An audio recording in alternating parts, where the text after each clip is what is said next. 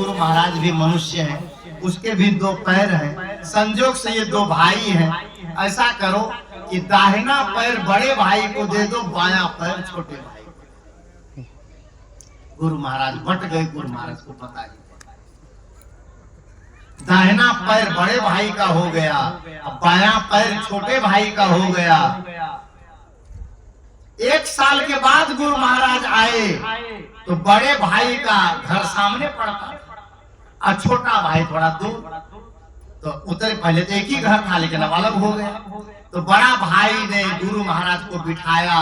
गुरु महाराज बड़ी कृपा किए, आप आए और लाए, परात लाए, जल लाए, बाल्टी में भर के लोटा लाए, लोटा से जल डाल करके धो रहे थे। दाहिना पैर को चरण धोया बड़े प्यार से, क्योंकि उसका पैर था बड़े भाई, खूब प्यार से पैर धोया, चरण पखारा। अब गुरु महाराज भी को लगा कि साल भर बाद, 1.5 साल बाद आया हूँ, अब बड़ी सेवा कर रहा है। खूब दबा दबा के दाहिना पैर की सेवा किया, दाहिना पैर धो लिया, कपड़ा से पोंछ लिया, ऊपर किया। अब बायां पैर गुरु महाराज ने आगे किया और जैसे बड़े भाई के हाथ में बायां पैर छुआ, जिसको लोटा से धो रहा था, कस के लोटा मारा उसको। कहा दुश्मन का पैर ऐसे सटा रहे हैं आप, इस पैर को हम देखना भी नहीं चाहते हैं। अरे कहा दुश्मन, ये तो मेरा ही पैर, चुप रहिए, हम उसको देखना भी नहीं चाहते हैं। ये दुश्मन का पैर है, उसका हम चेहरा, उसकी कोई चीज हम नहीं देखना चाहते हैं। उसने कहा हुआ क्या? तो उसकी पत्नी कहती है, गुरुजी छोटा बट गया, अलग चला गया, वो दुश्मन हो गया, ये पैर उसी के हिस्से में। कहा मैं बट गया, मुझे पता ही नहीं। गुरुजी ने कहा तो ये किसी काम का नहीं है। लंगड़ाते लंगड़ाते गुरुजी गए छोटका के, और छोटका देखे कि गुरु महाराज लंगड़ा रहे हैं, उसको पकड़ के बैठाए, सोचे गिर उड़ गए होंगे, लाए जलो के। गुरुजी पैर में चोट लग गई, देख रहा हूँ, वो भी हमारे वाले पैर में चोट लगी। उसने कहा बेटा कुछ मत करो, बस चोट लग गई बड़ी जोर से। कहा हुआ क्या? कहा कि वो तुम्हारा बड़ा भाई है। कहा हाँ। कहा दुश्मन? कहा हाँ। उस पैर को धोया, अब कहा कि ये दुश्मन का पैर, ये बढ़ा तो लोटा मार दिया है, मेरे पैर में लोटा मार दिया। बैठिए बैठिए बैठिए बैठिए। आप कहाँ जा रहे हो? कहा कुल्हाड़ी लेने जा रहे हो। कहा क्या करोगे? कहा उसका दुश्मन का पैर हम कुल्हाड़ी से काटेंगे, छोड़ेंगे नहीं। वो गया कुल्हाड़ी लाने, और गुरु महाराज दौड़े कि लंगड़ाते लंगड़ाते भागे वहां से। कहे वो तो लोटा ही मारा थे, तो कुल्हाड़ी से अलग ही कर देगा। ये क्यों, ऐसा क्यों हुआ?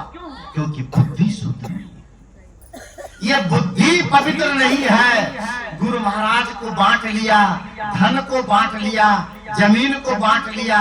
मैं तो कहता हूँ कि आप सब लोग भी परिवार में जीते हैं। चूल्हा बट गया, बर्तन बट गया, बिस्तर बट गया, घर बट गया, जमीन बट गई, लेकिन याद रखना प्रेम को कभी मत बांटना, हृदय को कभी मत बांटना, स्नेह को कभी मत बांटना, इसको परोसते रहना।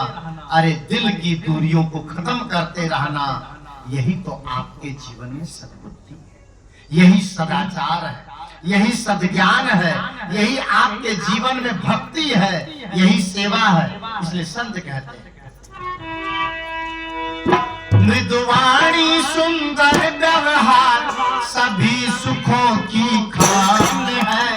प्रेम की गंगा बहे जहाँ पर घर घर पर समान। प्रेम की गंगा बहे जहाँ पर वह घर स्वर्ग समान।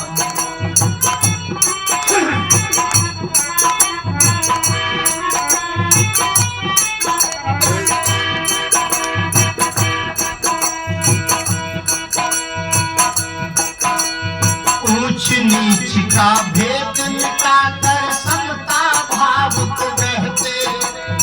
ऊंच नीच का भेद मिटाकर समता भाव को कहते। मानवता है धर्म परस्पर सबको कहे नमस्ते। मानवता है धर्म परस्पर सबको कहे नमस्ते। घट में जो रम रहा, घट में जो रम रहा, वो मेरा भगवान है। प्रेम की गंगा बहे जहाँ पर, वह घर स्वर्ग समान। प्रेम की गंगा बहे जहाँ पर, वह घर स्वर्ग समान। मृदुवाणी सुंदर व्यवहार, सभी सुखों की खान है। प्रेम की गंगा बहे जहाँ पर, वह घर स्वर्ग समान। हर प्रेम की गंगा बहे जहाँ पर, वह घर स्वर्ग समान। एक छोटा सा भजन और गाऊंगा और वाणी को विराम दूंगा। एक भोजपुरी भजन सुनिए। सब लोग भोजपुरी भाषा भाषी क्षेत्र के लोग हैं और मैं भी इलाहाबाद से हूँ। रहता तो राजस्थान हूँ, लेकिन मेरी शिक्षा दीक्षा इलाहाबाद प्रयागराज में ही हुई है। अयोध्या में भी काफी समय रहा हूँ। तो हम लोगों का एक तरह से ग्रामीण क्षेत्र है। भोजपुरी में एक भजन है और भजन वो है, उसका भाव है। एक सुहागन नारी सारा श्रृंगार करती है। एक सुहागन नारी पूरा श्रृंगार करे, हाथ में, नाक में, कान में, पैर में, कमर में, सिर में, सारा श्रृंगार करे, लेकिन एक मांग में सिंदूर न लगाए, उसका सारा श्रृंगार फीका। उसी तरह से हमारे अंदर की मनोवृत्ति एक दुल्हन है और मनोवृत्ति संसार की सारी चीजों को प्राप्त कर ले, अगर उसे गुरु का आत्मज्ञान न मिले, गुरु का बोध न मिले, गुरु का विचार न मिले। भैया बैठ, थोड़ी देर बैठ जाइए। बाद में प्रणाम होगा। एक भजन गा लूं और वाणी को विराम दूंगा।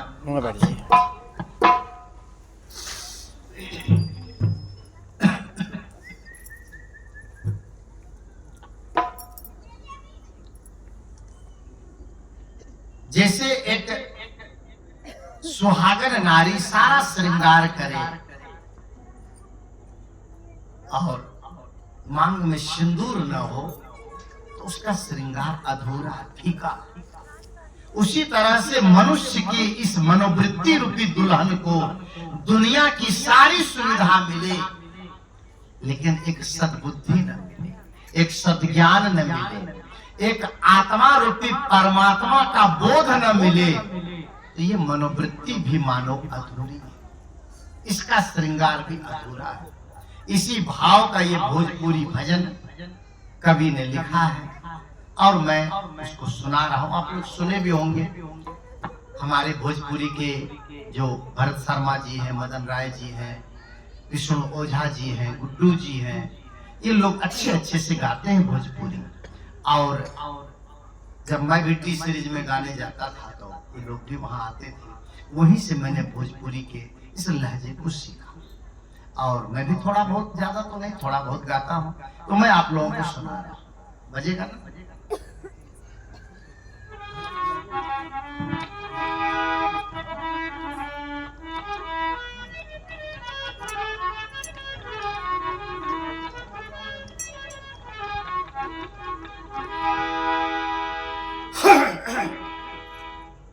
एक दुल्हन का रूपक है और वो अपने विरह को कैसे व्यक्त करती है, सुनिए।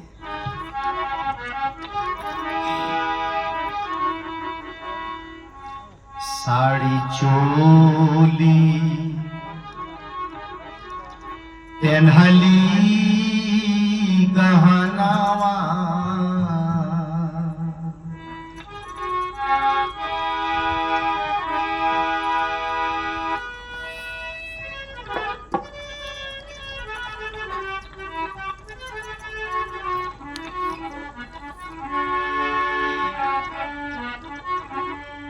साड़ी चोली पेन्हली गहनवा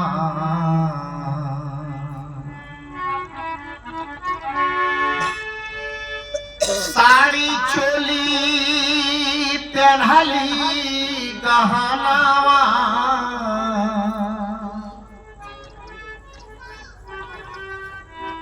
आ देखली दरपान वनयेरा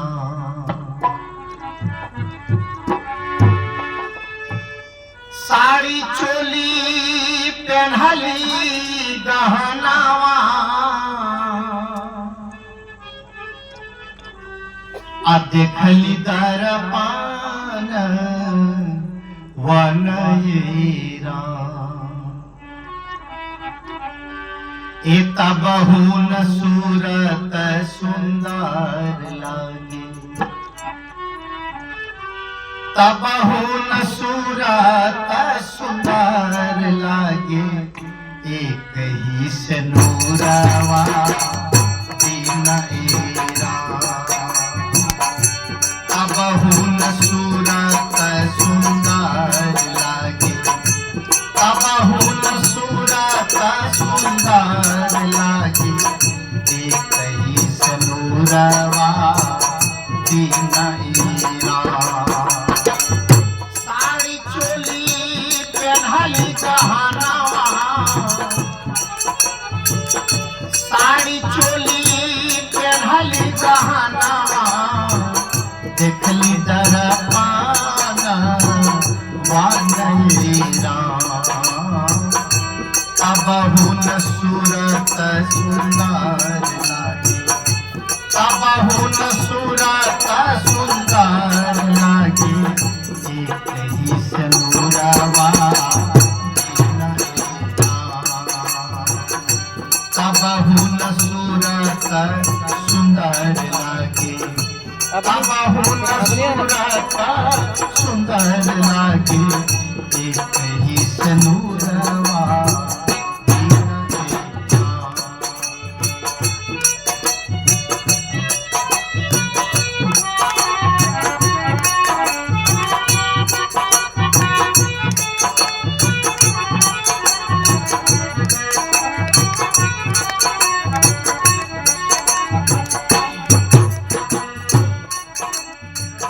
बाबा घरे अनधन सोना बा मनोवृत्ति कहती है बाबा घरे अनधन सोना बा बाबा घरे अनधन सोना बा बाबा घरे अनधन सोना बा भरल बा खजाना वनयेरा बाबा घरे अनधन सोना बा बाबा घरे अनधन सोना बा भरल बा खजाना वनयेरा तबहु न नीक नैहार लागे तबहु न नीक नैहार लागे एक ही ससुरावा दीना एरा तबहु न नीक नैहार लागे तबहु न नीक नैहार लागे एक ही ससुरावा दीना एरा साड़ी चोली पेन्हली गहनवा देखली दरपान वनयेरा तबहु न सूरत सुंदर लागे तबहु न सूरत सुंदर लागे एक ही नूरवा दीना एरा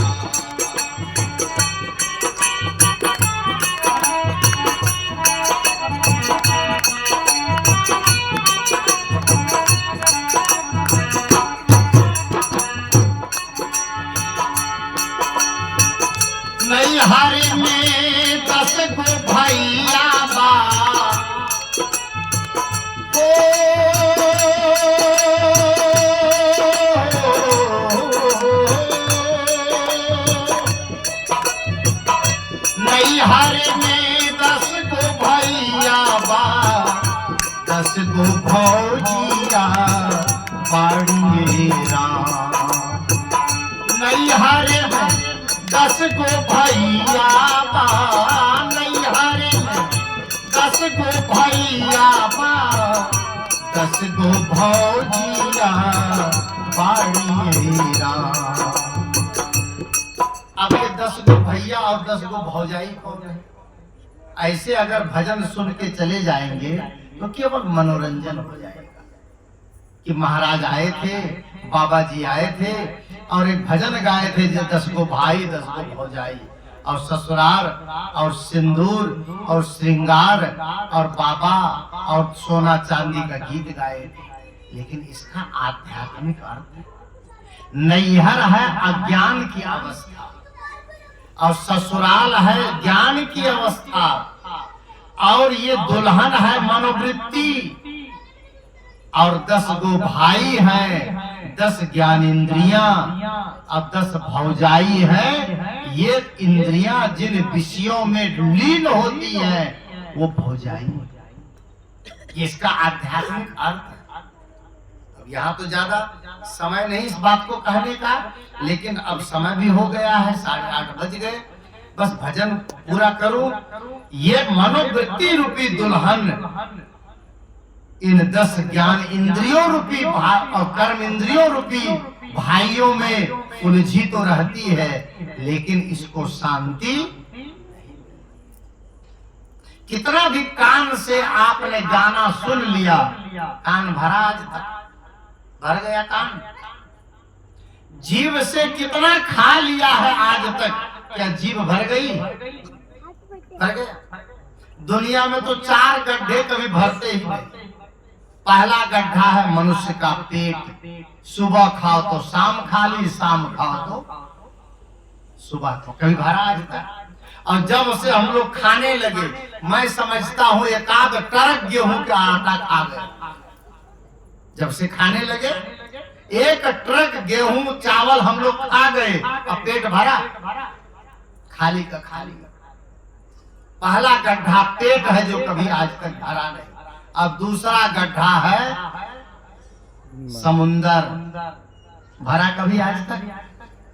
तीसरा गड्ढा है शमशान, कितनी लाशें चली गई कोरोना में, भरा आज तक? वो भी खाली का खाली है। और चौथा गड्ढा है मनुष्य का मन। ये मन भी कभी भरने वाला। कितना भी सुनो, कितना गाना सुन लिया, भरा आज तक? कितना इस जीव से खा लिया। ओ आज से 16 साल पहले खाए थे फलनवा के गौना में हलवा, और वो हलवा आज तक याद आ रहा। भरा? हलवा तो खा के कहाँ गया, लेकिन जीव अभी तक उसको याद दिला रही है वो हलवा आज तक। संत कहते हैं ये मनोवृत्ति इन इंद्रियों में डूबती बहती है, लेकिन कभी भरती नहीं। दर्पण में चेहरा देखा, कितनी बार लोगों ने चेहरा देखा दर्पण में? भर गया मन? हजारों बार आपने आईना देखा है, शीशा देखा है, हजारों बार आपने निहारा है, मन भर गया? कितने लोग तो आईना देख के अपने मन ही मन कहते हैं मेरे जैसा सुंदर तो इस मोहल्ला में कोई नहीं। अपने अंदर ही अंदर कहते हैं, अपने अंदर। मन भरा? कभी नहीं भरता है, ये कभी भरता ही नहीं है। और याद रखना, दर्पण कभी झूठ भी नहीं बोलता। बोलता है कभी? आईना? इंसान झूठ बोल सकता है, पड़ोसी झूठ बोल सकता है, दुकानदार झूठ बोल सकता है, पत्नी झूठ बोल सकती है, बेटा झूठ बोल सकता है, लेकिन आईना झूठ बोलता है कभी? कभी। आपका चेहरा में दाग है तो क्या दिखा देगा? दाग दिखा देगा। और आप अगर हंसोगे तो हंसा दिखा देगा, आप रोगे तो रोता दिखा देगा। आईना कभी झूठ नहीं बोलता है, और आईना को देख करके हम अपने को अहंकार में लाते हैं। क्यों? क्योंकि आईना में जो चेहरा देखते हैं उसी को हम सच मानते हैं, जबकि वो सच नहीं। आईना केवल चेहरे को दिखाता है, चरित्र को दिखाता है कोई आईना? दुनिया में कोई आईना ऐसा हो जो चेहरा न दिखाए, उसके अंदर का चरित्र दिखा दे? है कोई आईना? कोई आईना बाहर से बहुत सुंदर है लेकिन भीतर से सुंदर नहीं। अंदर की सुंदरता जब तक नहीं आएगी तब तक ये जीवन खूबसूरत नहीं होगा। इसलिए तो मुझे कहानी याद आ गई। एक गांव में लड़का रहता था, कभी जीवन में आईना देखा ही नहीं, बहुत पुरानी बात। कभी आईना कम होता था, पहले जमाने में इतना होता नहीं था।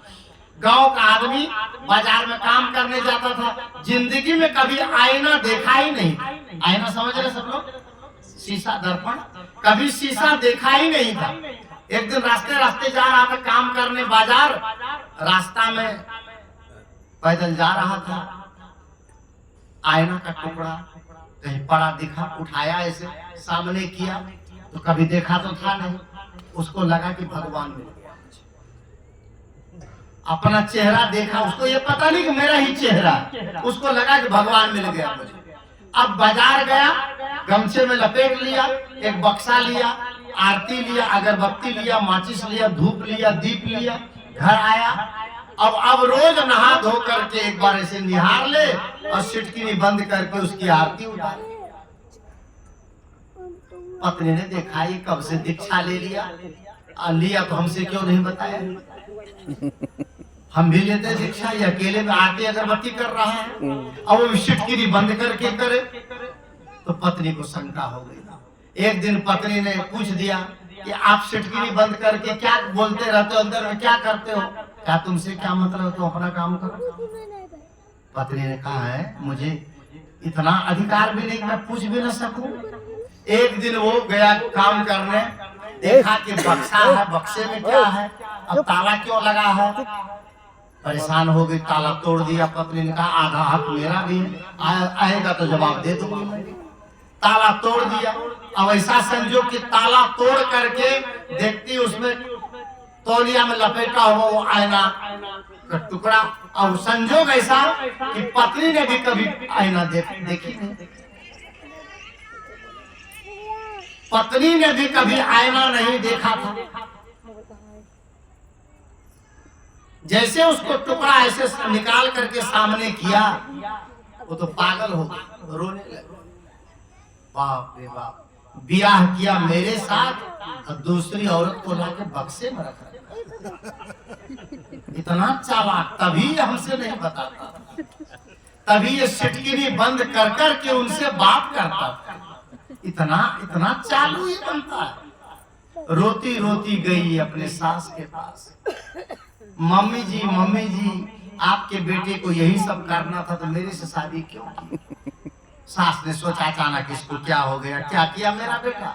कहा आपका बेटा क्या किया, चल के देखिए। कहा हुआ क्या? कहा दूसरी औरत ले आया है। कहा दूसरी औरत कहाँ है? कहा घर में। कहा घर में कभी देखी नहीं। कहा उस सिटकिनी बंद करके उसी से बात करता है 1 घंटा सुबह शाम। कहा कि है कहाँ? कहा बक्से में। कहा बक्से में औरत रहती है क्या? कहा आपको विश्वास नहीं, चल के देखो। दौड़ी दौड़ी गई, बूढ़ी भी देख ली। बूढ़ी गई, अब संजोग से बूढ़ी भी जिंदगी में आईना नहीं देती। अब बूढ़ी ने उठा करके सामने किया तो कहा हाँ दुल्हन ठीक कर रही है, ये तो दूसरी ले आया लेकिन उम्र देख के नहीं लाया, बूढ़ी ले आया। क्यों? क्योंकि आईना कभी झूठ नहीं बोलता, आईना कभी धोखा नहीं देता है, आईना कभी आपसे कपट नहीं करता है। इसलिए संत ने कहा है, सदगुरु ने कहा है, जब दर्शन को दिल चाहिए तो दर्पण माजत रहिए, जब दर्पण लागी काई तो दर्श कहाँ से। आईना साफ होता है तो चेहरा साफ नजर आता है, और दिल अगर साफ होता है तो खुदा साफ नजर आता है।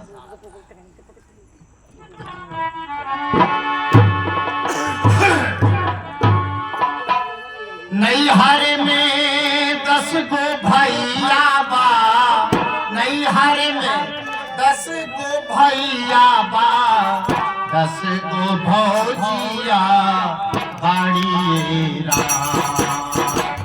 नैहर में 10 गो भैया बा, 10 गो भौजिया बाड़ी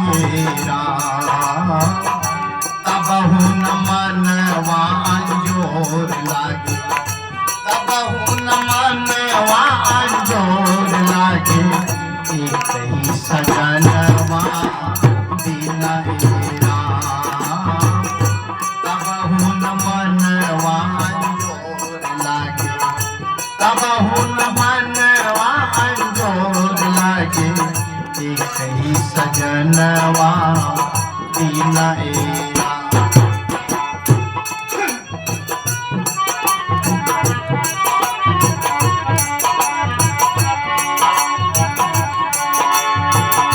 ससुर में भरल परिवार बा, ससुर में भरल परिवार बा, ससुर में भरल परिवार बा, हाथी घोड़ा सरवा बाड़ेरा। ससुर में भरल परिवार बा, ससुर में भरल परिवार बा, हाथी घोड़ा सरवा बाड़ेरा। कहे शिव नारायण जग उदास लागे, कहे शिव नारायण जग वीरान लागे, एक ही ललनवा बिना हेरा।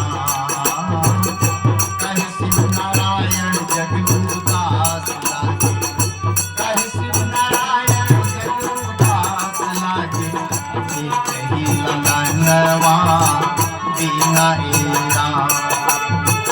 साड़ी चोली पहल गहनवा, साड़ी चोली पहल गहनवा, देखली दरा पाना वानैला।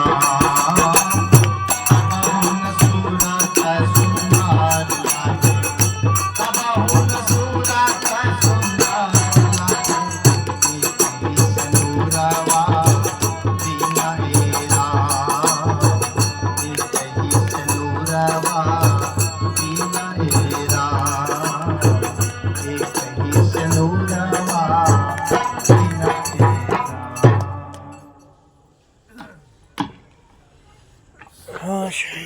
बोलो सांची दरबार की, बोलो प्यारी संगत की।